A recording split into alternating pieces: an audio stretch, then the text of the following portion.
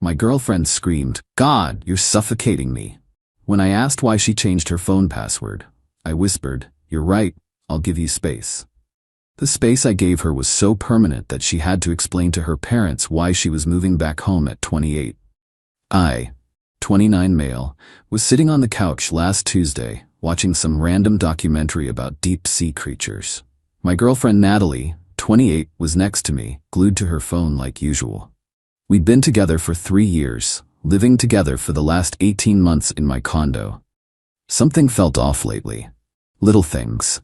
She'd angle her phone away when texting, leave the room to take calls. The usual red flags you read about but convince yourself mean nothing. "Hey babe, can you check if that Thai place is still open?"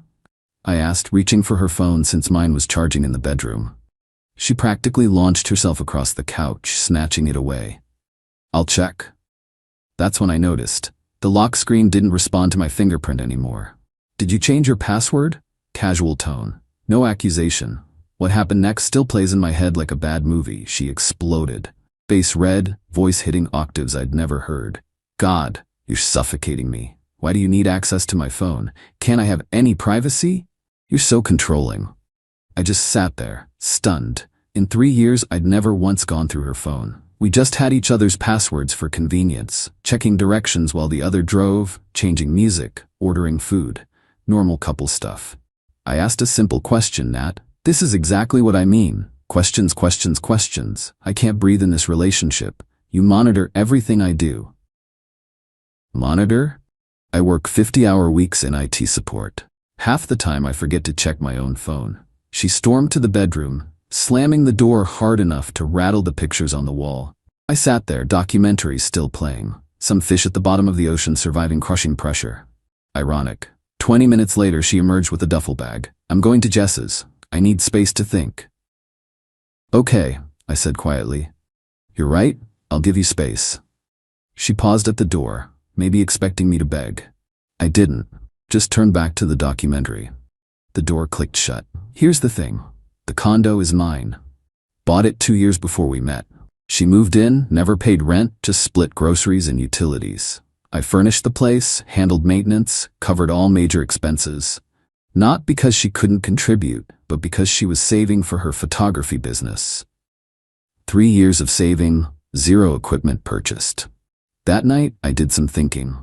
Really looked at our relationship without the rose-colored glasses. She'd been staying out late with work friends I'd never met. Her Instagram stories showed bars and clubs on nights she said she was at photography workshops. The password change was just the latest flag in a parade of red flags I'd been ignoring. Wednesday morning, I made some decisions. Update 1. Natalie hadn't come home. A few texts about needing time to process and how I needed to work on my control issues. I responded once, "Take all the time you need." Meanwhile, I got practical. First, I changed the locks. My condo, my right, cost me $300 for a good smart lock system. Named the new lock code Freedom. Petty? Maybe. Satisfying? Absolutely. Second, I texted her, "Your belongings will be in boxes in the lobby storage room. Code is 2024. Please arrange pickup by Sunday." Her response was colorful. 17 messages in rapid succession. Here's a sampling. "WTF? You can't just kick me out. This is my home too. I have rights. You psycho control freak. I was just taking a break. We're not broken up. Answer me. This is illegal eviction." I sent one reply. "You wanted space. I'm respecting that. This is the space you requested." Then I muted her number and got to work. Packing her stuff was enlightening. Designer clothes with tags still on, interesting for someone who cried poverty whenever restaurant bills came. A jewelry box full of pieces I'd never seen her wear, and in her desk drawer, printed emails. From someone named Derek. "Can't wait to see you again, beautiful. Last night was incredible. When are you gonna leave him?"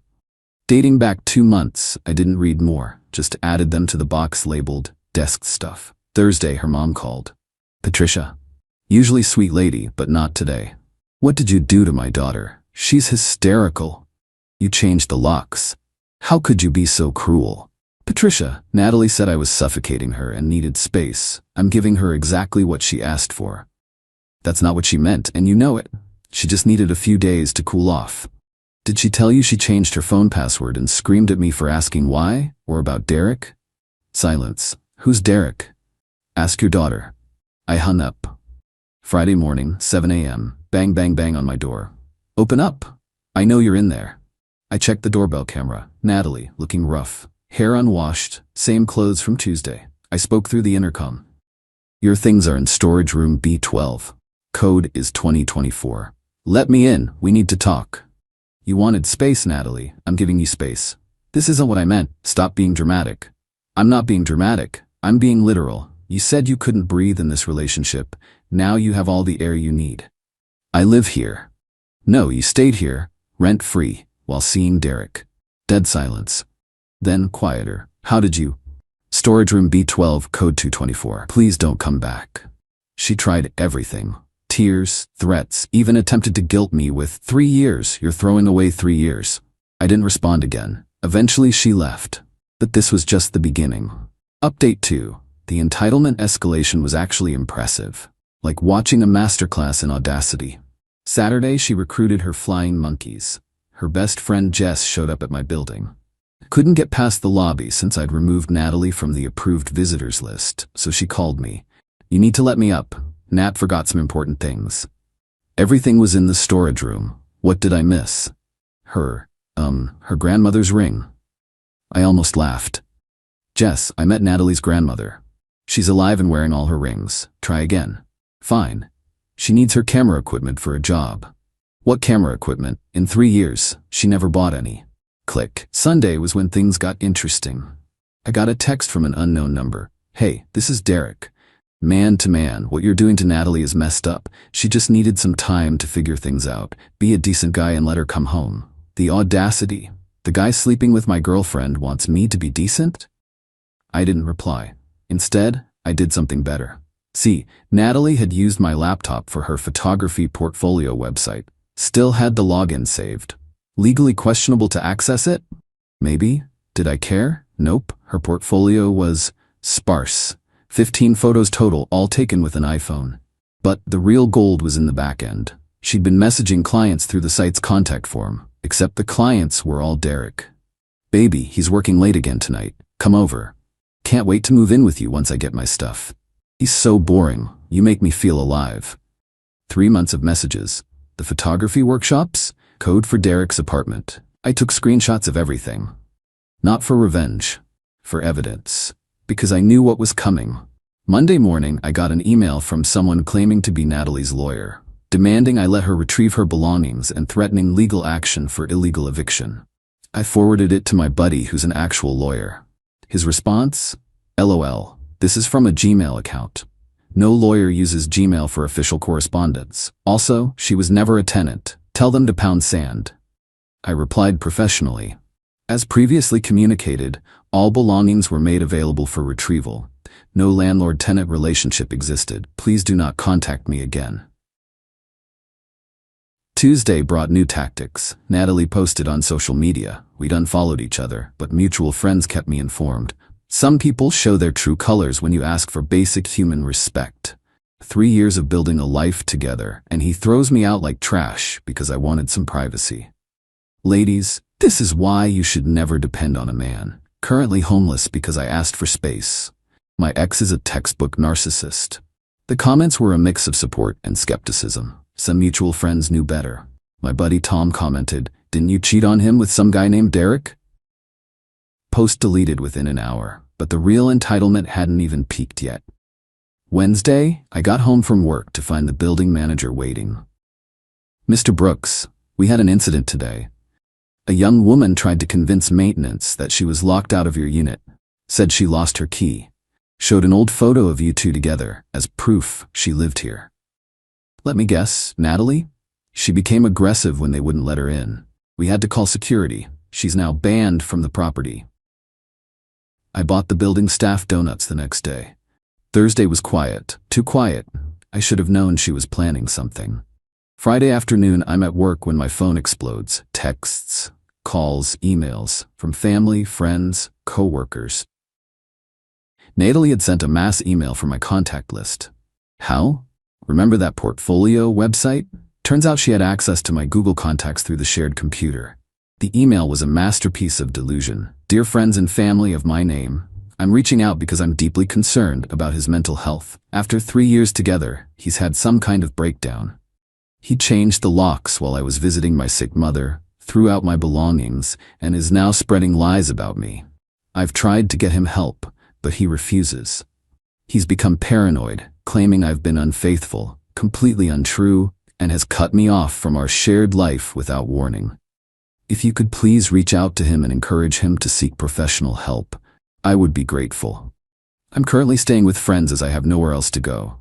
With love and concern, Natalie. The sick mother part was especially rich. Her mom lived 20 minutes away and played tennis 3 times a week. My phone rang. My mom, "Honey, what's going on?" Natalie sent. "Mom, she cheated. I have proof." She screamed at me for asking about her phone password, said I was suffocating her, and left. "I'm fine. She's trying to manipulate everyone." "Oh, thank God. Your father said it sounded like bullcrap. Forward me those screenshots. I'll handle the family." My mom, the real MVP. I spent 2 hours sending the same reply to everyone. Natalie cheated and is now upset about facing consequences. I'm fine. She doesn't live here and never has. Please block her email. Most people got it. Some didn't. Whatever. But I wasn't done. See, Natalie had crossed a line with that mass email. Time to return the favor. Update 3. After the email stunt, I decided to stop playing defense. Saturday morning, I created a simple Google Doc. Title: The Truth About Nat last name and Derek last name. Contents: screenshots of her messages to Derek through her website, the printed emails I'd found, text exchange showing her admitting she knew Derek, timeline of her photography workshops matching Derek's Instagram posts from his apartment, her social media posts calling me a narcissist, with Tom's comment about Derek visible. I didn't add commentary, just facts, screenshots, dates. Then I shared it. Not publicly, I'm not that petty. Just replied to her mass email with, "Since Natalie chose to involve everyone in our personal business, here's the actual story. Make your own judgments." The fallout was immediate. Her mom called within an hour. "Is this real?" "Every word, Patricia. I'm sorry you had to find out this way. She told me you were controlling, that you monitored her phone." I asked why she changed her password. Once. That was my entire crime. Patricia hung up. Later heard from Tom that Natalie got an earful. Apparently, Patricia doesn't tolerate cheaters. Her ex-husband had cheated years ago. Sunday brought desperation. Natalie created a new Instagram account to message me. "Take down that document now. You're ruining my life." "You ruined your own life. I'm just documenting it." "Derek dumped me because of you." "Derek dumped you because you're a cheater who got caught." "I have nothing now. No home, no boyfriend, nothing. Sounds like you have all the space you wanted. I'll sue you for defamation. Truth is an absolute defense. Google it." She sent 23 more messages. I didn't read them. Monday was beautiful. Natalie's dad reached out. Richard had always been quiet during family dinners, letting Patricia do the talking. Not today.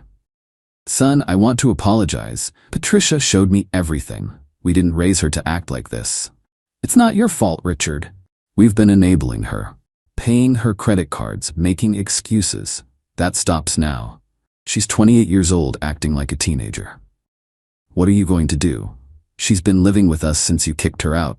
Told us you had a breakdown. We believed her. Now, she has 30 days to find a job and her own place." The justice was delicious. Tuesday through Thursday were quiet. I focused on work, hit the gym, caught up with friends I'd neglected while dating Natalie. Felt good. Free.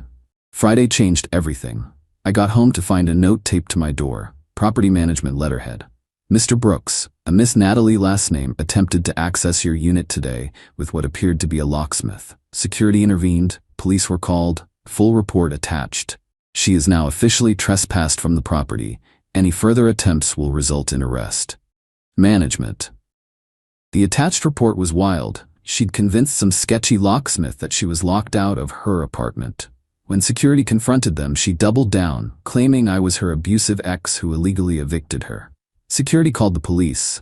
Police asked for proof of residency. She couldn't provide any. No mail, no lease, nothing. Because she'd never officially lived there. The locksmith bolted. Natalie tried to talk her way out of it. When police ran her name, they found the trespass warning from last week. She got arrested. Actually arrested for criminal trespass. I found out the full story from Tom, who heard from Jess, who was apparently done with Natalie's drama. Natalie spent 6 hours in jail before her parents bailed her out. Richard refused to come. Patricia had to do it alone. The conditions of her release? Stay away from my building and have no contact with me. You'd think that would be the end. You'd be wrong. Final update. The extinction burst, as Reddit would call it, though I said I wouldn't use that term, it fits too perfectly, was spectacular. Week 3 started with Natalie trying to get her photography business off the ground. She created a Facebook page, Instagram business account, the works. Posted constantly about new beginnings and rising from the ashes of toxic relationships. Problem? She had no equipment, no portfolio beyond those iPhone shots, and no actual clients. But she did have audacity. She messaged everyone on my friends list offering discounted photo sessions because she was rebuilding after financial abuse. Yeah, she actually claimed I financially abused her by let her live rent-free for 18 months. Most people ignored her. Some called her out. My coworker Shane was brutal. Didn't you cheat on him while he paid all your bills? That's not financial abuse. That's a free ride ending. She blocked him and made a post about toxic masculinity. By Thursday, her parents had enough. Richard called me. Ryan, I'm sorry to bother you, but has Natalie tried contacting you? Not directly. She's banned from my building and there's a no contact order. Good, keep it that way. We gave her an ultimatum, get a job or get out. She chose to get out. Where did she go? Derek took her back, temporarily, he says. We'll see how long that lasts. It lasted exactly 4 days. Monday morning, Jess texted me. We'd maintained a weird friendship through all this. She'd realized Natalie had been lying to her too. OMG, Nat just showed up at my apartment with all her stuff. Derek kicked her out. What happened? She moved in Thursday. By Sunday, he was done. Apparently she demanded he add her to his lease, give her a credit card, and buy her a $3,000 camera. When he said no, she called him controlling. The irony. So she's with you now? Hell no. I told her I wasn't running a halfway house for cheaters. She's in a motel. The motel saga deserved its own post. Natalie, now truly desperate, started a GoFundMe. Help a domestic abuse survivor get back on her feet. Goal, $10,000. The description was a work of fiction. According to her, I'd isolated her from friends and family, controlled her finances, and thrown her out when she stood up for herself. She needed money for security deposit on an apartment, a car. Apparently I'd stolen hers. We never shared a car. Photography equipment for her business. Therapy for her trauma. She raised $127. Someone donated $100 with the comment for therapy. You need it. The other $27 came from her aunt who probably didn't read the description. When the GoFundMe flopped, she went nuclear. She created a TikTok. The video? Her crying in her motel room, claiming she was homeless because she asked for privacy in her relationship. It went semi-viral, 50K views, mostly people calling out the obvious lies in her story. Best comment: girl, you're not homeless from asking for privacy. You're homeless from asking for privacy while getting your back blown out by Derek. There's a difference. But the absolute peak entitlement came Wednesday night. My doorbell camera alerted me to movement. 11:47 p.m. There she was, Natalie, standing at my building's entrance, just standing there, staring at the door. Security was already on it, watching from inside. She didn't try to enter, just stood there for 20 minutes. Then she started talking, to the door. I know you can see me on your camera. I just want to talk. I made mistakes, okay? But 3 years, Ryan. 3 years should mean something. You were right, I was seeing Derek. But it didn't mean anything. You were always so stable. So boring. I needed excitement, but I see now that stable is good. I need stable. I'll delete everything. The posts, the GoFundMe, all of it. Just let me come home, please. It's cold out here and I'm tired of motel beds. I know you're listening. You always have those cameras recording. That's why I changed my password. I knew you'd find out about Derek if you saw my texts. But see, I was trying to protect you. I didn't want you to get hurt. The mental gymnastics were Olympic level. Security finally intervened. Ma'am, you need to leave. The police have been called. She ran. Actually ran in heels, stumbling down the street. The next morning, Patricia called. Her voice was tired. She showed up here at 3 a.m. Richard wouldn't let her in. She slept in her car in our driveway. I'm sorry you're dealing with this, Patricia. We enabled this for years, always making excuses, always bailing her out. Did you know she was fired from her last 3 jobs? We didn't tell anyone, just kept giving her money. What are you gonna do? Richard found a program. Like rehab, but for people who need to learn basic life skills. Budgeting, accountability, job training. It's in another state. We're giving her a choice, the program or complete cutoff. Think she'll go? She doesn't have anywhere else left. That was Thursday. Friday I got one last message through LinkedIn of all places. I'm going away for a while. My parents are making me. I still think you overreacted, but whatever. I hope you're happy now. You won. Enjoy your stupid apartment and your boring life. Natalie. I didn't respond. Didn't need to. She was right about one thing. I won. Not the game she thought we were playing, but my life back. I kept the screenshots and documents, just in case. Changed all my passwords, upgraded my security system, and made sure she was blocked on everything. It's been quiet for 2 weeks now. Blissfully quiet. I come home to my apartment, just mine, no drama, no lies, no suffocation accusations. I can leave my phone anywhere without worry. My bank account is recovering nicely without a freeloader. Tom asked if I regret being so harsh. I told him the truth. My only regret is not seeing the red flags sooner. When someone tells you you're suffocating them for asking a simple question, believe them. Give them all the space they want. Sometimes the best revenge isn't elaborate. It's just stepping back and letting someone face the natural consequences of their choices. Natalie wanted space. She got an entire universe of it. Her parents sent me a Christmas card last week. Inside, Patricia wrote, she's in the program. Actually working. Still blames everyone else, but baby steps. Thank you for finally holding her accountable. Maybe she'll grow up before she's 30. Maybe, maybe not. Either way, not my problem anymore. The apartment's never felt bigger.